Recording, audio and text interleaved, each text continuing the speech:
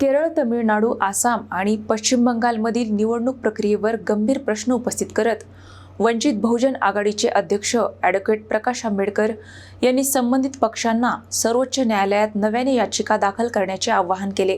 वंचित बहुजन आघाडीचे राष्ट्रीय अध्यक्ष ॲडव्होकेट प्रकाश आंबेडकर यांनी केरळ, तमिळनाडू, आसाम आणि पश्चिम बंगालमधील निवडणूक निकालाबाबत गंभीर शंका उपस्थित केल्या आहेत। या राज्यातील निवडणुका रद्द करण्यासंदर्भात सर्वोच्च न्यायालयात नव्याने याचिका दाखल करण्यात यावी अशी मागणी त्यांनी केली आहे। आंबेडकर यांनी तृणमूल काँग्रेस आणि इतर प्रमुख राजकीय पक्षांना निवडणूक निकालांना न्यायालयात आव्हान देण्याचे आवाहन केले। एडीआर विरुद्ध निवडणूक आयोग या प्रकरणाचा संदर्भ देत त्यांनी बिहार, आसाम आणि पश्चिम बंगालमध्ये नागरिकत्वाच्या संशयावरून अनेक मतदारांची नावे मतदार यादीतून वगळण्यात आल्याचा आरोप केला। पश्चिम बंगालमध्ये 90 लाखांहून अधिक मतदारांची नावे हटवण्यात आल्याचा दावाही त्यांनी केला।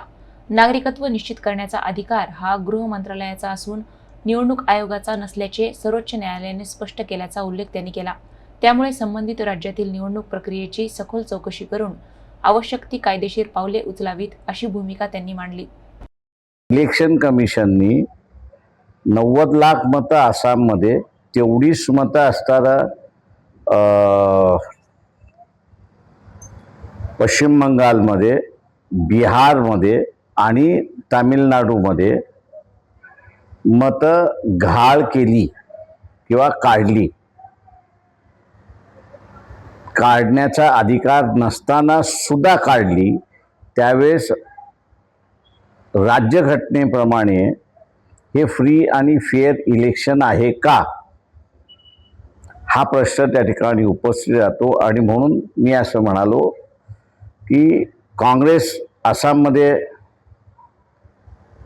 TMC वेस्ट बेंगॉलमध्ये, DMK तामिळनाडूमध्ये, डावे केरळामध्ये